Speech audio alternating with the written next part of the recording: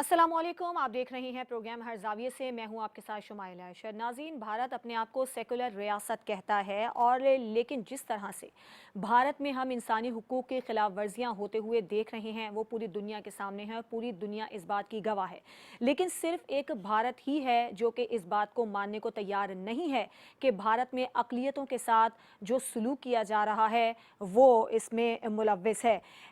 ये भी हमने देखा कि इसी तनाज़ुर में अमरीकी सेनेटर्स और कांग्रेस अरकान ने सदर जो बाइडन को मोदी के साथ मुलाकात के दौरान भारत में इंसानी हुकूक की जो संगीन सूरत हाल है उस पर एक ख़त भी तहरीर किया गया है, जिस पर 75 से ज़ायदे जो सेनेटर्स हैं और जो कांग्रेस के अरकान हैं उनके दस्तखत भी मौजूद हैं। और मुस्तनद ज़राए की जानिब से भारत में जो सुकड़ती सियासी आज़ादी है, इसके अलावा मजहबी अदम बर्दाश्त है और जो सहाफ़ती तनज़्ज़ुली है उसकी तस्दीक भी कर दी गई है। इसके अलावा इस ख़त में ये भी कहा गया है कि अब जो गांधी का भारत था वो मोदी के इंतहा पसंद भारत में तब्दील हो चुका है। तो ये सिलसिला जो जारी है वो क्या इसी तरह से जारी रहेगा, और जो ये ख़त तहरीर किया गया है क्या इसका भारत पे कोई असर होगा या भारत अपनी उसी ढिठाई पर बरकरार रहेगा, इस पर हम अपने मेहमानों से बात करेंगे। इसके अलावा आज के प्रोग्राम में कुछ मुल्की सियासत की बात करेंगे। सियासी जोड़ तोड़ का सिलसिला भी जारी है। रिहाई होती है लेकिन दोबारा गिरफ्तारियां अमल में आ जाती हैं। हमने देखा कि चौधरी परवेज़ इलाही को आज जब जेल से रिहा किया गया तो उन्हें दोबारा गिरफ्तार कर लिया गया और चौधरी शुजात से उनकी कुछ अर्सा पहले जेल में एक मुलाकात भी हुई थी। काफ लीग अब कौन सी सियासी हिकमत अमली बनाने जा रही है और क्या ये कुछ इम्कानात हैं कि चौधरी परवेज़ इलाही दोबारा काफ लीग को ज्वाइन कर सकते हैं, आगे जाकर उनका सियासी मुस्तकबिल क्या होगा, इस पर हम अपने मेहमानों से बात करेंगे। एक और अहम जो मामला है वो ये है कि जस्टिस काजी फ़ाइज़ ईसा की बतौर चीफ जस्टिस ऑफ पाकिस्तान तैनाती की मंजूरी दे दी गई है और सदर मुमलिकत की जानिब से इसकी मंजूरी दी गई है। तकरीबन 2 महीने पहले जो है वो इनकी तैनाती का बता दिया गया है। ये रूटीन का एक प्रोसीजर है जिसके तहत जो ये मंजूरी जो है वो दी गई है। इसके अलावा कुछ मईशत भी हमारी अच्छे हालातों में नहीं है और इसी मईशत को अपने पैरों पर खड़ा करने के लिए जो प्लान बी है उस जानिब भी अब काम करना शुरू कर दिया गया है। नई माशी पॉलिसी का भी हमने देखा था कि कल ऐलान कर दिया गया था और पाक फ़ौज की जानिब से भी भरपूर इसकी हिमायत का ऐलान किया गया था। इसके अलावा जो कल भी हमने अपने प्रोग्राम में बात की थी कि पीपल्स पार्टी और नून लीग में कुछ इख्तलाफात देखने में आ रहे थे, लेकिन आज की बड़ी खबर ये थी कि वो इख्तलाफात ख़त्म हो गए हैं और वज़ीर आज़म की जानिब से नून लीग के अरकान को पीपल्स पार्टी के खिलाफ किसी भी किस्म की बयानबाजी से रोक दिया गया है। ये वो आज के अहम मामलात हैं जिस पर हम अपने प्रोग्राम में बात करेंगे। सबसे पहले मैं अपने मेहमानों से आपका तारुफ करवा देती हूँ। चौधरी अंसर फारूक, तर्जुमान चौधरी मोहम्मद सरवर और सदर शुमाली पंजाब काफ लीग हमारे साथ मौजूद हैं। सर, आपका बहुत शुक्रिया प्रोग्राम में शामिल होने के लिए। इसके अलावा काशिफ रफ़ीक इस्लामाबाद स्टूडियो से हमारे साथ मौजूद हैं, मुनव्वर भट्ट लाहौर स्टूडियो से और इम्तियाज़ खान फ़रहान साहब कराची के स्टूडियो से हमारे साथ मौजूद हैं। सबसे पहले इम्तियाज़ साहब, आपसे मेरा ये सवाल है कि भारत कहता तो अपने आप को सेकुलर रियासत है, लेकिन जो वहाँ पर इंसानी हुकूक की पामाली की जा रही है, आपको लगता है कि अब जो है वो कुछ भारत पे इसका असर होगा जो ख़त लिखा गया है, या ऐसे ही सिलसिला चलेगा? बिस्मिल्लाहिर्रहमानिर्रहीम। काश के इस ख़त से आगे भी बढ़ के अमरीकी सेनेटर्स और कांग्रेस मैन कुछ कर सकें। आपको याद होगा कि अक़वाम मुत्तहिदा के सेक्रेटरी जनरल ने जब पाकिस्तान का विज़िट किया था और ऑक्यूपाइड कश्मीर का जब हुआ था, उन्होंने इस बात का इजहार किया था कि मैं वापस जाकर इसके ऊपर कोई एक्शन लूँगा। उन्होंने क्या एक्शन लिया? अभी तक कोई एक्शन नहीं हुआ। अब ये ख़त लिखने के बावजूद आप देखें कि उसने मोदी ने ख़िताब किया, वहाँ पर सारी चीज़ें अपनी जगह मौजूद हुई। अब ये रूटीन एक वर्क है। अब ज़ाहिर है कि उनमें होंगे जो रियल किस्म के होंगे जिन्होंने खतूत लिखे। अब ख़त से आगे भी जाना चाहिए। देखें, अगर हम बात करते हैं ना बहुत सारी, अब जो आप अपने इंट्रो में भी कह रही थी कि गांधी का जो हिंदुस्तान है वो कहाँ पहुँच गया। गांधी का हिंदुस्तान पहले दिन से पुरतशद्दुद है। गांधी साहब का अपना मर्डर कैसे हुआ था, किसने किया था?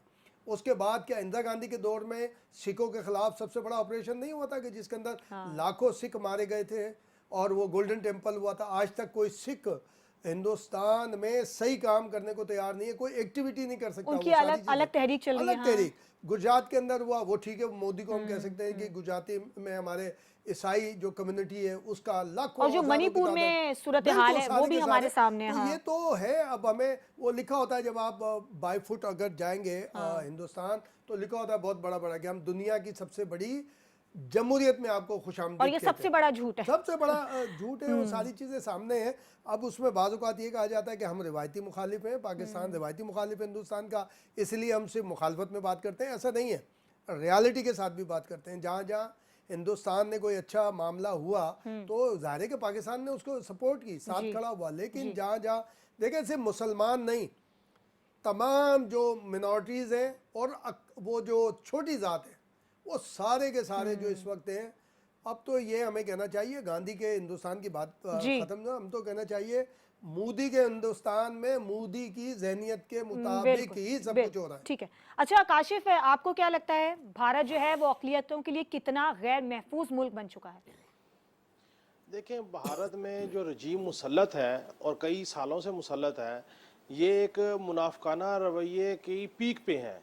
इनको पाकिस्तान के अंदर छोटा सा कोई मसला बन जाए तो इसको इतना वो एक्टिव करेंगे, इतना वायरल करेंगे कि पता नहीं यहाँ पे क्या कुछ हो गया है, और अपने नाक के नीचे जो वो कर रहे हैं वो बताते नहीं हैं, वो दिखाते नहीं हैं। उसकी एक वजह ये है कि ये सिर्फ तासुर है कि पाकिस्तान को आप इंटरनेशनल कम्युनिटी में जो है वो ख़राब करें, उनको क्रिटिसाइज़ करें, लेकिन अपने ना बताएं। इनका एक, बाकी सब छोड़ दें, इनके इतने कसूर हैं, हम गिनवाने लगे तो टाइम ख़त्म हो जाएगा। सिर्फ एक बात कि जो इन्होंने मकबूजा कश्मीर में इन्होंने जो की, जो जाहरियत की, जो यहाँ के लोगों के साथ जो इन्होंने बलवा किया, जो वहाँ पे इन्होंने ज़बरदस्ती अपना तसल्लुत कायम किया अपने आइन की आर्टिकल की शिकों को वायलेट करते हुए, आज तक वहाँ पे फ्रीली ज़िंदगी नहीं हो सकी। वहाँ पे नेट नहीं चलता, वहाँ पे लोग बात नहीं कर सकते, वहाँ पे मीडिया रिपोर्ट नहीं कर सकता।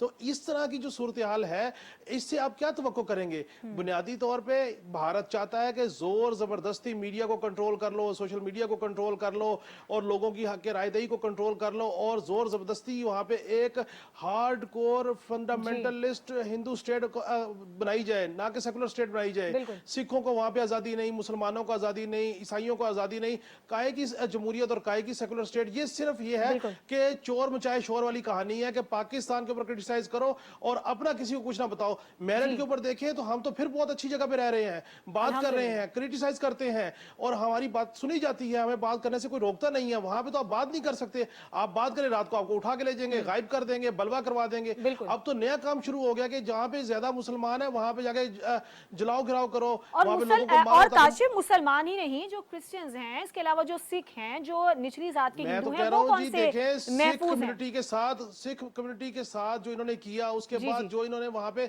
किसानों के साथ किया, कितने दिन वो यहाँ पे धरना देके हाँ बैठे रहे। अब मोदी साहब के कान पे जूं नहीं रेंगती है, उन्होंने अपना एक हॉल ठीक है, बनाया हुआ है, उस तरीके से कंट्रोल करते हैं सही है, और चीजों को मैनेज करते हैं। बिल्कुल ठीक है। अच्छा मुनव्वर साहब, आपका क्या मौकिफ है? देखिए, मैं तो समझता हूँ कि पाकिस्तान बहुत बड़ी ब्लेसिंग है, और अगर किसी को इस ब्लेसिंग के ऊपर कोई शक शुबा है तो वो एक दफ़ा भारत का दौरा करके आ जाए। दूसरी बात जो आपने कही है कि यूनाइटेड स्टेट्स में जो 50 कांग्रेसमैन ने जो लेटर लिखा है, तो वो इसकी कोई हैसियत नहीं है। यूनाइटेड स्टेट्स ऑफ अमेरिका वो सबसे पहले अपना इंटरेस्ट देखता है, उसके बाद फिर वो देखता है कि भी इंसानी हकूक़ का कहाँ पे मसला होगा तो कहाँ पे बात करनी है, कहाँ पे बात नहीं करनी। तो ये इस तरह की चीज़ें तो हैं। ये फॉरेन अफेयर्स का इशू है। यहाँ पे जो 50 सेनेटर्स ने खत लिखा है कि भारत में ये कुछ हो रहा है, उसके ऊपर कुछ भी नहीं होगा। सही और है। वो आप देखिएगा कि ये एलामिया ये होगा कि भी भारतीय वजीर आजम का कामयाब दौरा जो है ना वो मुकम्मल हो गया, और अपने बहुत से मुंह अमूर मियाँ पे मिट्ठू इतफाक बनने राय की हुआ, और तो भारत की पुरानी आदत है। हाँ इंटरनेशनल इश्यूज पे उनका इतफाक राय हुआ, और मिल के चलने के ऊपर जो बात की गई है और उसके ऊपर इतफाक राय हुआ, तो इस तरह की एलामिया होगा। लेकिन ये है कि वो अगर अब ये समझे कि अमेरिका जो है वो भारत में होने वाले मजालिम उसके ऊपर वो कोई तनकीद करेगा, तो ऐसा मुझे तो नजर नहीं आ सही, रहा कभी इस तरह की कोई बात होगी। ठीक है। अच्छा अंसर साहब, आपको क्या लगता है जो खत तहरीर किया गया है, इसकी कोई हैसियत है और भारत पे कुछ इसका असर पड़ेगा? देखें शमाइला, पहले तो आपका बड़ा शुक्रिया कि आपने मुझे आज अपने प्रोग्राम में मदऊ किया है। इसमें अगर आप अमेरिका में देखती हैं तो अमेरिका के अंदर इस वक्त जितनी टॉप क्लास पोजीशन है वो इंडियन लोगों के पास है। क्योंकि मैं पिछले साल अमेरिका में गया तो मैंने देखा और मुझे बड़ा डिप्रेशन भी हुआ कि वहाँ पे कोई ऐसी पोजीशन नहीं है जिसमें इंडियन मौजूद ना हो। तो ये जो ख़त है, मैं नहीं समझता कि इस पे अमेरिका को इतना या इंडिया को इस ख़त पे इतना को असर होगा, क्योंकि वहाँ पे इंडियन लॉबी बहुत स्ट्रांग है। और ये ठीक है, उन्होंने अपना एक किया है, फ़र्ज़ पूरा किया है, और मैं समझता हूँ ये एक अच्छा इकदाम है वहाँ की पार्लियामेंटेरियन के ऊपर कि उन्होंने एक अच्छा इकदाम किया। लेकिन मेरा नहीं ख्याल कि इंडिया इससे कोई ख़ास असर लेगा। ठीक है, यानी आपका कहना है कि इंडिया का इस पर कोई ख़ास असर पड़ने वाला नहीं है और जो इंसानी हुकूक़ की खिलाफ वर्जियों का सिलसिला है वो इसी तरह से जारी रहेगा। एक ब्रेक लेते हैं, ब्रेक के बाद जब हम वापस आएंगे तो बात करेंगे कि काफ लीग का अब सियासी मुस्तकबिल क्या है, परवेज़ इलाही का सियासी मुस्तकबिल क्या है, क्या सियासी जोड़ तोड़ चल रहे हैं। इसके अलावा जो अहम तयनाती की आज मंजूरी दी गई है उस पर भी बात करेंगे एक ब्रेक के बाद।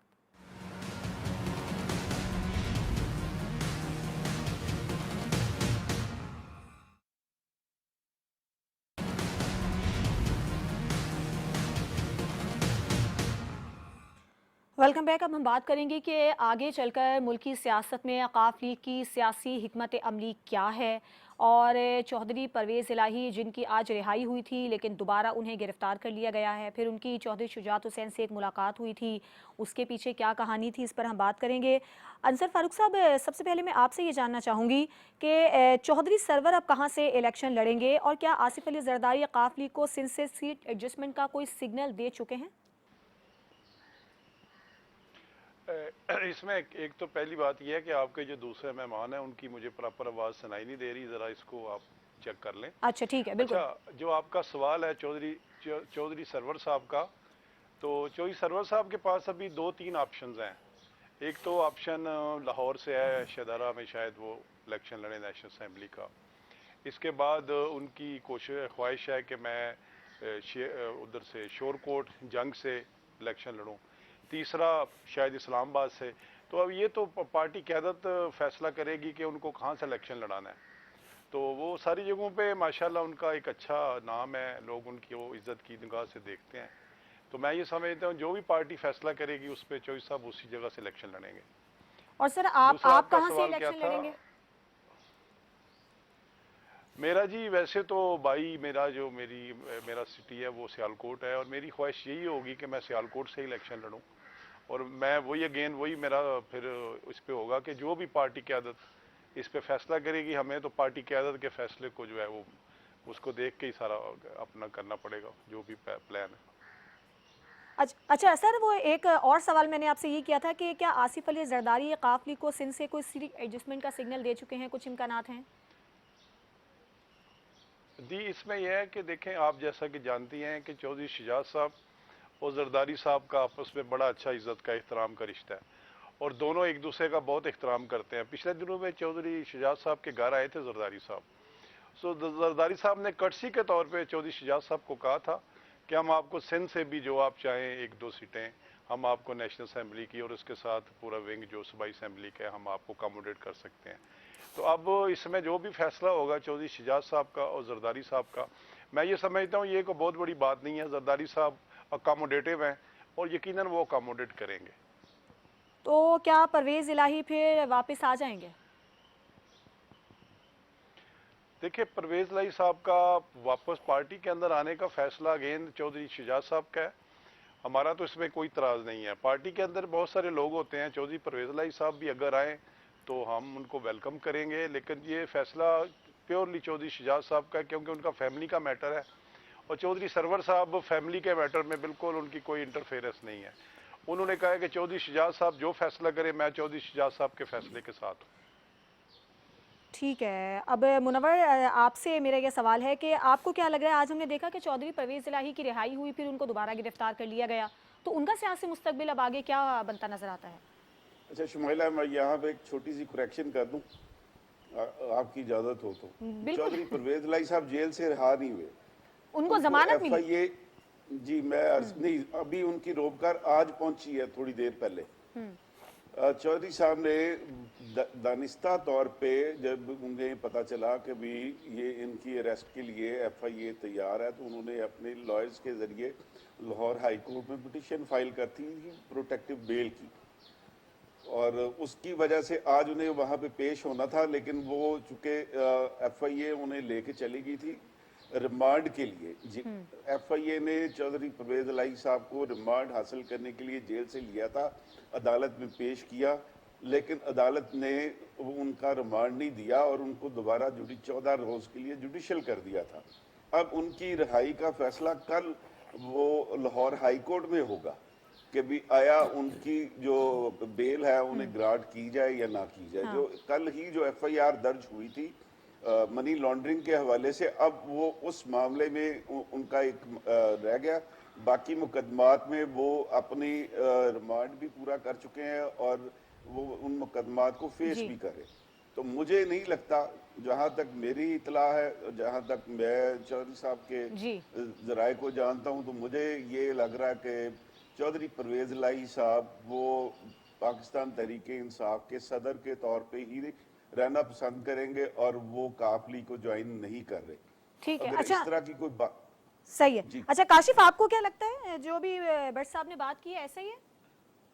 देखें, अगर भट्ट साहब ने जो बात की है उसमें उनके तमाम मुकदमात में बेल हो चुकी, सिर्फ एक एंटी मनी लॉन्ड्रिंग का जो मुकदमा है उस हवाले से प्रोटेक्टिव बेल उन्होंने अप्लाई की है। अगर कल उसमें भी उनकी बेल ग्रांट हो जाती है या प्री प्रोटेक्टिव बेल ग्रांट हो जाती है, दोनों सूरतों में अगर चौधरी परवेज इलाही साहब वापस बाहर आ जाते हैं तो फिर जो मुश्किल उन्होंने गुजारनी थी वो तो गुजार ली, तो प्रेस कॉन्फ्रेंस तो उन्होंने नहीं की, तो फिर इसका मतलब ये हुआ कि चौधरी परवेज इलाही साहब जो है वो अपने स्टैंड्स पे मौजूद हैं और तहरीक इंसाफ के साथ ही खड़े हैं और उनके पास बड़ी अच्छी अपॉर्चुनिटी है। अगर वो तहरीक इंसाफ के साथ खड़े रहते हैं और तहरीक इंसाफ को ग्रेजुअली जो है वो दोबारा एक्टिवेट कर जाते हैं पंजाब में, तो मैं समझता हूँ इससे अच्छा उनके लिए ऑप्शन कोई नहीं होगा। क्योंकि अगर इस तरह का मामला ना होता और उनकी कोई डील हो रही होती या चौधरी शुजात साहब के कहने पे कोई रिलीफ मिल रहा होता उनको प्रॉपरली, तो फिर शायद ये एंटी मनी लॉन्ड्रिंग का जो मुकदमा कल इमीडिएटली दर्ज किया गया और एंटी करप्शन की तरफ से कहा गया कि उन्हें मजीद किसी मुकदमे में उनकी गिरफ्तारी नहीं डालेंगे, तो इसका मतलब ये ना होता। मैं ये समझता हूँ जो अब तक आजकल का सिनेरियो चल रहा है, अगर मुकदमा दर्ज हो रहे हैं तवातुर के साथ और गिरफ्तारियां तवातुर के साथ हो रही हैं, तो इसका मतलब यह है कि चौधरी परवेज इलाही अभी बहरहाल प्रेस कॉन्फ्रेंस करने के मूड में नहीं है। ठीक है, इम्तियाज साहब, आपको क्या लगता है कोई डील हो रही है अंदरूनी? देखें शुमाइला, जो अब तक का तजर्बा है पॉलिटिकल माजी का और अब जो ये ख़ासतौर पे 9 मई के बाद जो सूरत हाल आई है, हर वो आदमी स्टैंड पर है तहरीक इंसाफ का जिसको कोई लेने को तैयार नहीं है, जिसको माफ़ करने को कोई तैयार नहीं है। चाहे उसमें बहुत सारे, मैं 8-10 नाम ले सकता हूँ जिनके मैं सोशल मीडिया पे मैसेज देखता हूँ, हम उसके साथ हैं, साथ रहेंगे, मर जाएंगे, उनको ले कोई नहीं रहा, उनकी माफ़ी की कहीं से गुंजाइश नहीं है। देखिए, ये फर्स्ट टाइम हुआ है कि इस्टेब्लिशमेंट अपने लोगों को माफ़ करने को तैयार नहीं है, अपने लोगों को, पॉलिटिशियन को छोड़ दें आप, खतीजा शाह की मिसाल, अपने बहुत सारी मिसालें और भी जो गिरफ्तारियां हुई हैं, तो इस्टेब्लिशमेंट खड़ी है, हमें इस्टेब्लिशमेंट के साथ खड़ा होना चाहिए। चाहे मुझे कोई एजेंट कहे, मुझे कोई उसका कोई मसला नहीं है। उसकी वजह यह है कि जब हम सियासतदानों की गिरफ्तारी पे तालियां बजाते हैं, हम कहते हैं ये हैं ही सियासतदान ऐसे, तो जब एक इस्टेब्लिशमेंट अपने लोगों को पनिश करने को तैयार खड़ी हुई है, तो हम बीच में आके जनाब फला फला फला, और मैं जुमला मुतरज़ा के तौर पे शुमाइला ये बात करूंगा कि ये जो हम फौजी अदालतों की बातें कर रहे हैं, क्या हमारे ये बड़े बड़े लॉर्ड्स जो आज बातें कर रहे हैं, क्या जब पिछली हुकूमत में ये काम हो रहा था 40-45 लोगों को जो सिविलियन थे, सिविलियन, उनको जो सजाएं दी गई थी, उस वक्त क्या इनकी वकालत की जो लाइसेंस था सस्पेंड था क्या? जब ये जमहूरी नहीं थे, इनको जमहूरियत नजर नहीं आती थी।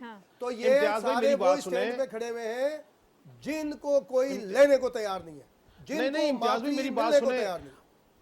अगर करप्शन का केस है, मनी लॉन्ड्रिंग का केस है, इस फैक्ट इस्टेब्लिश है, तो फिर माफ क्यों किया जाए? भले कोई पॉलिटिशियन हो या भले कोई सिंपल हो, सादा बंदा हो। देखें, मसला ये है कि करप्शन की है ना, तो मुल्क से पैसा लूटा हुआ है तो पैसा तो वापस लेना चाहिए। हम ये कह रहे हैं ना कि वो अभी तक खड़े हुए हैं और हिले नहीं है, जुले नहीं है। देखें, मैंने कल एक बात की थी काशिफ में, अगेन ये बात कहता हूँ, सिर्फ इस्टेब्लिशमेंट के पास ऑडियो वीडियोस नहीं है, एक सियासी घर के अंदर भी बहुत सारी ऑडियो वीडियोस हैं, और जहां जहां जिन लोगों की शादियां जिनसे कराई गई हैं, क्यों कराई गई हैं, ये सब चीज सामने आएगी, ये देखिएगा। अच्छा, आवाम को एजुकेट होना चाहिए।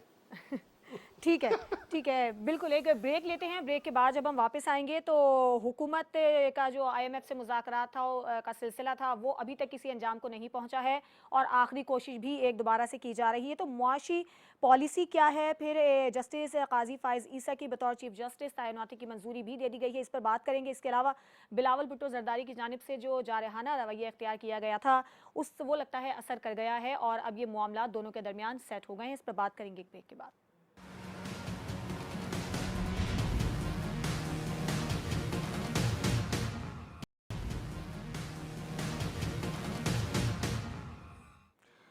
Welcome back. आज की अहम तैनाती की मंजूरी के हवाले से बात कर लेते हैं। जस्टिस काजी फ़ाइज़ ईसा की तैनाती की बतौर चीफ जस्टिस मंजूरी दे दी गई है। काशी बताइएगा, 2 महीने पहले ही तकरीबन इसकी तैनाती की मंजूरी दी गई है, तो ये मामूल की इसी तरह से तैनातियाँ की जाती हैं या कुछ कबल अज़ वक्त जो इसका ऐलान किया गया है? अच्छा देखें, चीफ जस्टिस की जो तैनाती का अमल है वो तो ऑटोमेशन के तहत चल रहा होता है और सबको पता होता है कि कौन से जज साहब कब रिटायर हो रहे हैं और कौन से अगले चीफ जस्टिस बनेंगे। ठीक है। लेकिन इतनी जल्दी और इतना वक्त पहले जो है नोटिफिकेशन देना करना और ऐवान सदर के तर्जुमान की तरफ से बाकायदा इसकी खबर को पब्लिश करवाना और वायरल करवाना जो उनसा है, मुझे लगता है कि माजी में जो ऐवान सदर से रेफरेंस गया था अपकमिंग चीफ जस्टिस काजी फ़ाइज़ ईसा साहब के खिलाफ, शायद ये उस चीज़ का एक मदावा लगता है मुझे। और वैसे भी ये एडवाइस गई होगी प्रॉपरली वजारत कानून और वज़ीर आज़म से, तभी उन्होंने साइन किए। लेकिन ये एक अच्छी चीज़ है। देखिए एटलीस्ट मुल्क में एक इदारा तो ऐसा है जो ऑटोमेशन के तहत चल रहा है और जिसकी जो ड्यू टाइम है उस टाइम पे वो ऑटोमेटिकली उस इदारे का चीफ जस्टिस बनता है, भले उससे किसी सियासी जमात को इख्तलाफ हो या ना हो, किसी को उस शख्सियत से पे एतराज़ हो या ना हो। इस तरह का जो सिस्टम है वो हर इदारे में अगर अडॉप्ट कर लिया जाए तो मैं समझता हूँ कि इदारे मजबूत होंगे। ये एक अच्छा खुशाइन बात है और मैं समझता हूँ कि ये सुप्रीम कोर्ट का ये जो अमल है इसको बाकी इदारों के ऊपर भी इम्प्लीमेंट करना चाहिए, बजाय इसके कि हम अपनी अपनी मंशा के मुताबिक जो है वो चीज़ों को चलाएं। ठीक है। अच्छा मुनव्वर साहब, आपका क्या मौक़िफ़ है? मैं समझता हूँ कि ये बड़ा अच्छा फैसला कबल अज़ वक्त उनकी जो नोटिफिकेशन कर दी गई है उससे बहुत से इबहम जो है वो ख़त्म हुए हैं। इससे पहले चूँकि ये प्रेसिडेंट साहब उनके खिलाफ रेफरेंस भी भेज चुके थे तो एक तलखी का आंसर मौजूद था। तो अब चूँकि उन्होंने वक्त से पहले ही इसकी नॉमिनेशन के ऊपर वो लेटर निकाल दिया तो उससे शायद वो तलखी का आंसर भी कम होगा और चीज़ें ज़्यादा स्मूथली चलेगी। दूसरा मैं ये समझता हूँ जस्टिस काजी फ़ाइज़ ईसा जो है ना बहुत ही प्रोफेशनल है और बहुत से मामलात में उनका ओपिनियन बड़ा क्लियर है। तो उनसे अगर कोई ये इदारा या जमात ये तवक्को रखेगी कि भी शायद उनसे कोई रिलीफ लिया जा सकेगा अनड्यू, तो ऐसा मुमकिन नहीं होगा। वो बिल्कुल कानून की किताब के मुताबिक चलने वाले जज और इससे इंशाल्लाह अदलिया की इज्जत में मजीद इजाफा होगा। ठीक है। अंसी साहब, आप इस तैनाती की मंजूरी को कैसे देख रहे हैं और टाइमिंग पर क्या कहेंगे? जी, मैं समझता हूँ कि बिल्कुल जिस तरह बाकी दोस्तों ने कहा है कि ये बड़ी खुशाइंद बात है कि एक सिस्टम के तहत बिफोर टाइम नोटिफिकेशन कर दी गई है ताकि बिल्कुल क्लैरिटी रहे कि जी नेक्स्ट हमारे जो चीफ जस्टिस हैं वो काजी फ़ाइज़ ईसा होंगे। और इससे यह है कि जुडिशरी का जो वक़ार है यकीनन वो बेहतर होगा। और काजी साहब एक बहुत ही प्रोफेशनल जज हैं और मैं ये समझता हूँ काजी साहब के आने के बाद जुडिशरी का जो थोड़ा बहुत अभी सिस्टम जो है वो थोड़ा डामाडोल है, ये बहुत बेहतर हो जाएगा। और जो इतने पुराने केस पड़े हुए हैं हज़ारों की तादाद में, काजी फ़ाइज़ ईसा के आने से मैं ये उम्मीद करता हूँ कि वो केसेस जो है उनको स्पीड लगेगी और केसेस जो है वो लोगों के सेटल होंगे और लोगों को जो रिलीफ मिलना है वो इंशाल्लाह दिया जाएगा। तो मैं ये समझता हूँ ये बड़ी खुशाइंद बात है। बड़ी खुशाइंद बात है। अच्छा, आपका क्या मौक़िफ़ है इस पे? इम्तियाज़ साहब मुस्कुरा रहे हैं। देखें, गैर मामूली सूरत हाल में एक अच्छा गैर मामूली फैसला बिल्कुल, ताकि इसमें बहुत सारा जो एक्टिविज़म होने जा रहा था या जिसकी तैयारी थी उसके ऊपर काबू पाने में भी बड़ी मदद मिलेगी। कहीं ना कहीं से जो मामलात हो रहे थे जिस तरह से चल रहे थे, तो अब वो ये होगा कि देखें पॉलिटिकली साइकोलॉजिकली सारी की सारी चीज़ें इफ़ेक्ट करेंगी। ये जो है इससे बहुत सारा एक्टिविज़म जो है उस पर काबू पाने में मदद मिलेगी। ठीक है। जहाँ तक इनके प्रोफेशन के ताल्लुक है, जितने प्रोफेशनल हैं जस्टिस फ़ाइज़ ईसा साहब, इसमें कोई दो राय नहीं है। ये जब चीफ जस्टिस ऑफ बलूचिस्तान थे, हमारे साफ़ियों के ख़िलाफ़ 18 बगावत के मुकदमात दर्ज हुए। सिर्फ इस बुनियाद पर हुए कि इनका एज चीफ जस्टिस ये फैसला था कि जो कलादम तंजीमें हैं उनकी कोई ख़बर ऑन एयर नहीं जाएगी, ऑन पेपर नहीं जाएगी। लेकिन जाहिर है कि जो बैन तंजीमें हैं वो किस तरह से यहाँ ख़बरें बेचती हैं। कराची में भी हमने बहुत भुगता है कि बुलेट्स के साथ एनवेलप में डल के आती हैं चीज़ें, वो ऑन एयर जाती थी। तो कई एक हमारे साथियों ने जब खबरें दी तो उनके ख़िलाफ़ उनके फ़ैसले के मुताबिक यानी मुकदमा दर्ज हुए। जब हमारी लीडरशिप ने उनसे मुलाकात भी की थी, बताया भी था, तो मैंने देखा कि उन्होंने स्टैंड किया फ़ाइज़ ईसा साहब ने। उन्होंने कहा कि इससे इस तरह की जो तंजीमें हैं जिन्हें हम दहशतगर्द कहते हैं, इंतहापसंद कहते हैं, उनको मीडिया पे कम से कम काबू पाने में मदद मिलेगी। तो बिल्कुल प्रोफेशनल है। हालांकि एक बात जब हमारी सो मोटो के हवाले से लेजिस्लेशन आई थी तो लोगों ने ये भी कहा था इनके हवाले से हुई है। तो फ़ाइज़ ईसा जैसे जस्टिस को किसी 100 वोटों की जरूरत नहीं है, वो बिल्कुल क्लियर चलेंगे और फैसला होगा। ठीक है, ठीक है। अच्छा इम्तियाज साहब, एक और सवाल आपसे ये है कि पीपल्स पार्टी और नून लीग का जो मामला है, हम 2-3 दिन से पहले भी डिस्कस कर रहे हैं, तो सुना है कि अब वो जो तहफ़्फ़ुज़ात थे वो ख़त्म हो गए हैं, इख्तलाफात ख़त्म हो गए हैं और 30 अरब रुपए के जो फंड हैं वो जारी कर दिए जाएंगे। मैंने कल आपसे कहा था कोई इख्तलाफ नहीं है, मैंने कल भी आपसे कहा था, मेरे दोस्तों ने, काशिफ ने भी इत्तेफाक नहीं किया था। देखिए इस मैं तरह आज भी होता है। इत्तेफाक नहीं करता, बहुत सारी मैं आज भी नहीं इत्तेफाक करते नहीं करता, बहुत सारी मैं आज भी नहीं चीजें इत्तेफाक करता, इख्तलाफ है, आज भी है। इंतखाबी इख्तलाफ होता है, जो भट्ट साहब ने भी कल नहीं, एक नहीं, बात नहीं, कही नहीं, थी नहीं। कि आगे जाते कोई, मैं आपको बिल्कुल कोई इख्तलाफ नहीं है। और जो ये दुबई इम्तियाज गए थे भाई, आसिफ जरदारी आज ये- साहब, बख्तावर जरदारी जो हैं, हाँ। वो सबसे ज़्यादा लुक आफ्टर करती है आसिफ साहब को भी और पूरी फैमिली को भी। सही। वो बड़ी है और वो ज़्यादा करती हैं। उन्होंने ख़ास तौर पर बुलाया था, और ये जो फादर डे था, इस हवाले से बहुत सारी चीज़ें थी। ये मैं अभी भी कहता हूं, नहीं है इख्तलाफ। फादर डे वाली बात नहीं थी। 30 अरब डॉलर, 30 अरब रुपए और ज़का अशरफ की नुमाइंदगी ये पीपल्स पार्टी ने लिए, तो इख्तलाफ खत्म देखिए हुआ है। नजम सेठी भी इख्तलाफ गैर था। मामूली तौर पे आए थे। गैर जब हुकूमती मैं चेंज तो आया था इख्तलाफ की तो बात कर नजम रहा हूं। सेठी साहब भी नवाज शरीफ से दोस्ती की वजह से आए थे। उस वक्त रूटीन कोई अभी- अपॉइंटमेंट नहीं था। अभी ज़का इम्तियाज भाई अशरफ का आगे भी इख्तलाफ जायजा होगा, उसके असम्बलियों ऊपर। की तहलील के ऊपर भी इख्तलाफ है, असम्बलियों की तहलील पे भी इख्तलाफ है। सही। अच्छा ठीक है, अब आप बता दें फिर, आप तो कहने आपका तो कहना है काशिफ के आज आप मानने को तैयार नहीं है कि इख्तलाफ नहीं थे। अच्छा ठीक है, ये मामला तो हो गया। दूसरा हमें ये बताइए कि हुकूमत की जानिब से जो मुआशी प्लान है वो भी कल तरतीब दिया गया है और मुआशी प्लान बी का जो है वो अब इंतज़ाम किया जा रहा है। वो मुआशी जो प्लान बी है वो क्या है और कितना फ़ायदेमंद होगा? अच्छा देखें, जो कल माशी प्लान सामने आया, मैं समझता हूँ ये वो बात है जो लीडर ऑफ अपोजिशन ने बतौर लीडर ऑफ अपोजिशन कही, और जिसको आसिफ जरदारी साहब ने भी कहा, और उस वक्त की जो तहरीक इंसाफ की हुकूमत थी उनको ये कहा कि आप छोड़ें इख्तलाफ, आए पार्टी इख्तलाफ से अबव होकर मिसाक जमहूरियत करें। लेकिन उस वक्त की रजीम ये बात मानने को तैयार नहीं थी। ये बेसिकली वो मिसाक मईशत जो था ना, मिसाक मईशत की जो बात की थी आसिफ जरदारी साहब ने और शहबाज शरीफ साहब ने, ये कल उसको जो है वो सामने लेके आए डॉक्यूमेंट की सूरत में। और सबसे अच्छी चीज़ ये है कि तमाम स्टेक होल्डर जो है वो बैठे हैं, उन्होंने तय किया है कि विजन 2035 जो है उसको एक तरतीब दिया जाए और मईशत के मामले के ऊपर एक रोड मैप बना लिया जाए, उस पर हम अमल करें। भले इलेक्शन हो, हुकूमत जो मर्जी आए, जैसे मर्जी करे, लेकिन आप एक पॉलिसी बना लेते हैं कि इस पॉलिसी को हम आगे पीछे नहीं छेड़ेंगे। इस पॉलिसी पे अगर चलते हैं तो $1 ट्रिलियन पाकिस्तान का ज़र मुबादला पहुंच सकता है 2035 तक। ये वो बेसिकली बात है। आप देखना ये कि तमाम सियासी स्टेक होल्डर, तमाम इदारा जाती स्टेक होल्डर इस रोड मैप पॉलिसी पे इकट्ठे हो जाएं और ये कहें कि ठीक है जमहूरियत चलेगी, इलेक्शन चलेगा, सियासत चलेगी, लेकिन ये जो माशी रोड मैप है इसको आगे पीछे नहीं किया जाएगा, जैसे आपकी एक कौमी पॉलिसी बन जाइए। तो मैं ये समझता हूँ कि ये पाकिस्तान के लिए एक नया रोड मैप होगा माशी तौर पर। अच्छा मुनव्वर, आपको क्या लगता है कि IMF ने हरी झंडी दिखा दी है, यही वजह है कि हुकूमत अब प्लान बी की तरफ जा रही है? जी शुमाइला, अगर आपको याद हो तो मैंने काफ़ी दिन पहले भी ये बात की थी कि पाकिस्तान जो है वो IMF के जो 9वें जो जायज़ा और उसके फंड के ऊपर नहीं बैठा, बल्कि मुतबादल प्लान बना चुका है। और इस बात का इजहार अगर आपने नोट किया हो तो मुसद्दिक मलिक साहब वो कल अपना इजहार कर चुके हैं कि पाकिस्तान ने 110 बिलियन डॉलर की इन्वेस्टमेंट का प्लान बना लिया, और जो फौरी तौर पे करंट फिस्कल ईयर है इसमें 25 बिलियन डॉलर जो है वो सऊदीया, कतर, UAE और चाइना, ये 4 मुल्क पाकिस्तान में इन्वेस्टमेंट की सूरत में 25 बिलियन डॉलर जो है मौजूदा फिस्कल ईयर में वो इन्वेस्ट करेंगे, जिसके बाद जो है पाकिस्तान की इकोनॉमी उसका पहिया चलना शुरू होगा और डॉलर की कीमत पे भी काबू पाया जाएगा। ठीक है।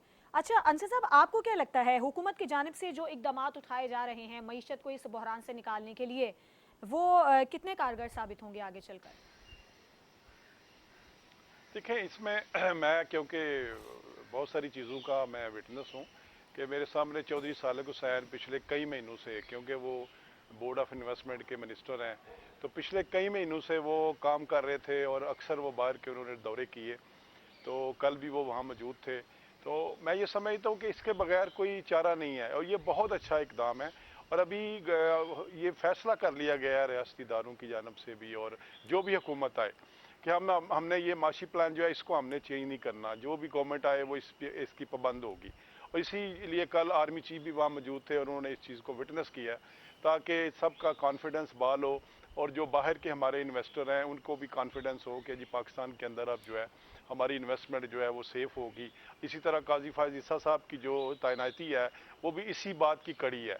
ये मैं अभी आपको ये बिल्कुल बता सही कह दूं रहे हैं, कि बिल्कुल जो सही कह रहे हैं इतनी आप। जल्दी से बिल्कुल उनको कर दिया गया, आज नोटिफाई कर दिया गया, वो भी इस चीज़ की कड़ी है कि बाहर की जो इन्वेस्टमेंट है या इन्वेस्टमेंट के जो इदारे हैं उनको ये क्लियर कट मैसेज जाए कि पाकिस्तान के अंदर जो है वो एक मुस्तहकम और अदारे इसके साथ मौजूद हैं, लिहाजा आपकी जो इन्वेस्टमेंट होगी वो सेफ़ होगी और उनको कोई डर नहीं होगा। तो मैं ये समझता हूँ कि इसके ऊपर चौधरी सालक साहब को हम जितना अप्रिशिएट करें वो थोड़ा है। उन्होंने प्राइम मिनिस्टर की डायरेक्शन पे पिछले कई महीनों से काम किया और कल उसका जो है वो रिजल्ट सामने आया। अच्छा अंसर साहब, अच्छा एक मुख्तसर बस इस बात का जवाब दे दीजिएगा कि आपको क्या लगता है कि अभी तक जो हम IMF से मुआहिदा करने में नाकाम है, इसकी वजह क्या है? इसकी वजह बेशुमार इसकी वजूहत हैं। इसकी वजह एक सबसे बड़ी है कि पिछले दौर में इमरान खान साहब के दौर में जो एक मुआहिदा करके फिर उस पर अमल नहीं किया गया। एक तो वो सबसे पहली बुनियादी हर जब भी वो IMF बैठती है तो सबसे पहले वो पिछली बात करती है कि जी हमारे से गवर्नमेंट ने ये वायदा किया था और उस पर अमल नहीं किया। हालांकि ये कहते हैं कि जी वो उस गवर्नमेंट में, वो कहते हैं जी हम नहीं जानते कि गवर्नमेंट किसकी है, हम ये देखते हैं कि गवर्नमेंट पाकिस्तान गवर्नमेंट है। तो मैं ये समझता हूँ एक तो वो उसकी काफ़ी वजह ये भी है। दूसरा इसके बाद बेशुमार और वजूहत हैं। इंटरनेशनल आपको पता है इसके अंदर लॉबिंग है, इंटरनेशनल भी मामलात हैं। तो मैं ये समझता हूँ कि पाकिस्तान अब IMF के बगैर भी सर्वाइव कर रहा है और कर जाएगा इंशाल्लाह। इंशाल्लाह तो ये जो कल बी प्लान जो है इसको अभी कल अनाउंस किया गया, अगर हम इस पे काम कर दें तो पाकिस्तान के अंदर शमाइला इतना पोटेंशियल है कि मैं ये समझता हूँ कि जिस कंट्री के अंदर 10-10 करोड़ रुपए का एक एक मरला बिक रहा हो, उस मुल्क को किसी की ज़रूरत नहीं है। सिर्फ ज़रूरत है तो लीडरशिप की, अच्छी लीडरशिप आए और कमिटेड हो। अगर अच्छी लीडरशिप और कमिटेड लीडरशिप आ जाए तो ये मुल्क जो है इस पे $100 बिलियन कोई बड़ा काम नहीं। ठीक है, बहुत शुक्रिया चौधरी अंसर फारूक, काशिफ रफ़ीक, मुनव्वर भट्ट और इम्तियाज़ खान फारान साहब, हमारे साथ आज के प्रोग्राम में आप शामिल रहे। कल प्रोग्राम के साथ फिर हाजिर होंगे। इजाज़त दीजिए, अल्लाह हाफिज़।